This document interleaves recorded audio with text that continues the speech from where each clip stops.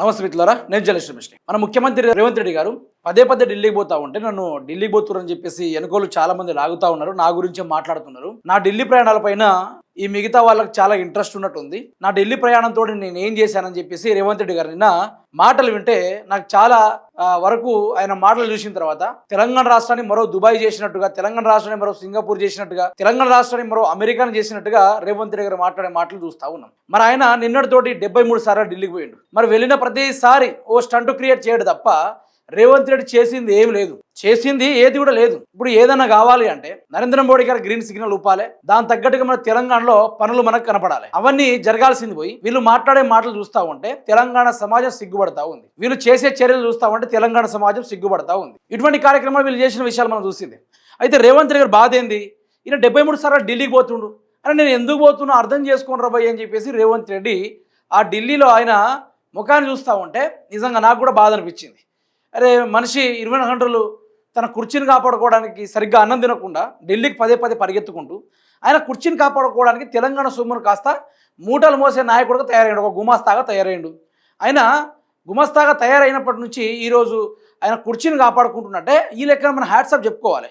First of all Revanth Reddy గారి మాట విందా మా తర్వాత మనం మొదలు పెడదాం. కథ వినుడు ఒకసారి. కొంతమంది జిల్లాలో కొంతమంది సరిపోవాలి పదే పదే ముఖ్యమంత్రి గారు ఢిల్లీ ప్రయాణం చేస్తున్నారు, ఇన్ని సార్లు వెళ్ళి అన్ని సార్లు వెళ్ళి దగ్గర చెప్తున్నారు.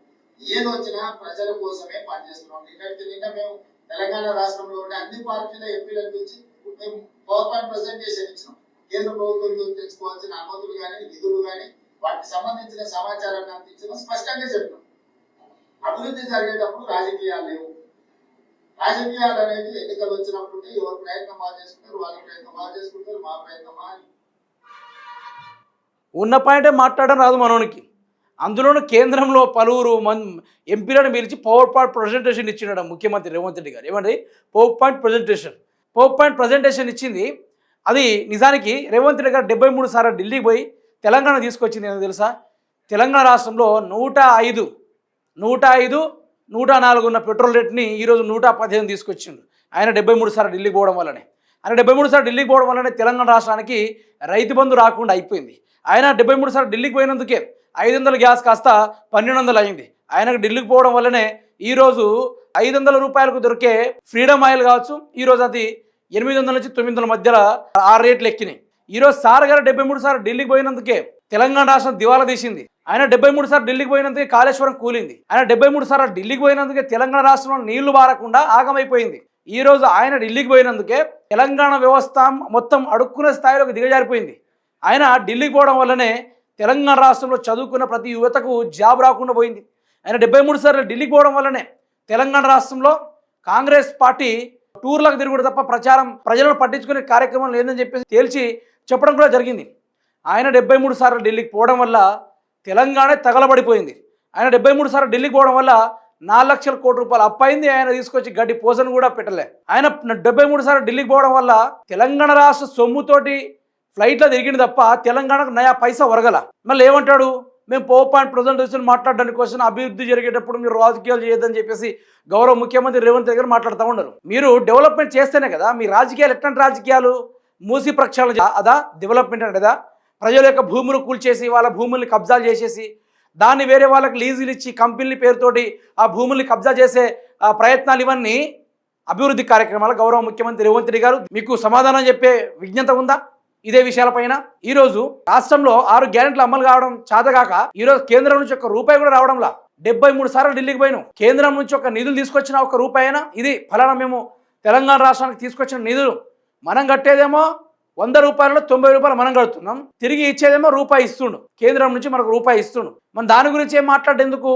తెలంగాణ సమాజం దీనిపైన ఎందుకు ప్రశ్నించడం లేదు, దీని మీద ఎందుకు ఎత్తడం లేదు అంటే రేవంత్ రెడ్డి మ్యానిపులేట్ చేస్తూ ఉన్నాడు. రేవంత్ రెడ్డి టోటల్గా ఆయన డ్యామేజ్ కంట్రోలింగ్ చేసుకుంటున్నాడు. రేవంత్ రెడ్డి నేను 73 సార్లు పోయినా లెక్క పెడుతుర్రు నాయనకాలంటే లెక్క పెడతారు.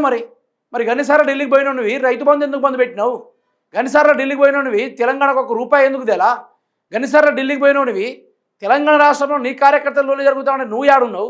గిన్ని జరుగుతూ ఉంటే లెక్కలేని జరుగుతూ ఉంటే తెలంగాణ సమాజం మొత్తం ముక్కు మీద వేలేసుకుని కూర్చున్న వ్యవహారం వీరు. తెలంగాణ వ్యవస్థ మొత్తం ఘోరాది ఘోరమైన పరిస్థితి. తెలంగాణ సమాజం ఎక్కడ చూసినా కూడా రేవంత్ రెడ్డి 73 సార్లు ఢిల్లీకి పోవడం వల్ల ఏమైనా వచ్చిందని ఎవరిని అడిగినా కూడా ఉన్న రూపాయిని తీసి తెగలబెట్టింది తప్ప లేని రూపాయి కోసం ఆరాట పడలే రేవంత్ రెడ్డి అని చెప్పేసి మాట్లాడిన రోజులు కూడా ఉన్నాయి. ఇటువంటి ఎన్నో ఉన్నాయి.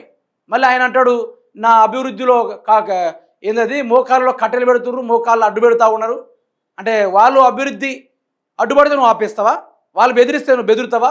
ఎన్నికల్లో గెలవక ముందేమో నేను ఊకుక్కనే రాలే సీట్లకు తొక్కుకుంటూ వచ్చినా అని చెప్పే ఈ మనిషి ఈరోజు ప్రతిపక్షం వాళ్ళు ఇద్దరు అధికార పార్టీలో ఉన్న వీళ్ళని ఆ ఇద్దరు ఆట ఆడుకుంటున్నారు. ఆ ఇద్దరు ఆట ఆడుకుంటుంటే ఈయనకి ఢిల్లీకి పోయినా కూడా బాధ తీరుతలేదు తెలుసా?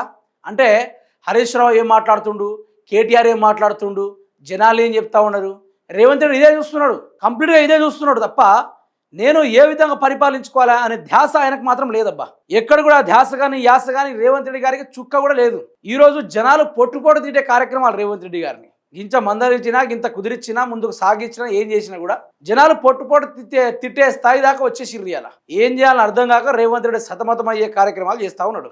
సో నేను చెప్పబోయేది ఏంటంటే ఈయన 73 సార్లు పోయినా ఢిల్లీలో మూలన పోయి కూర్చొని ఏడుచుకున్నాడు తప్ప ఏది కూడా ఉండదు ఇట్లారా. ఇది మాత్రం ఫ్యాక్ట్.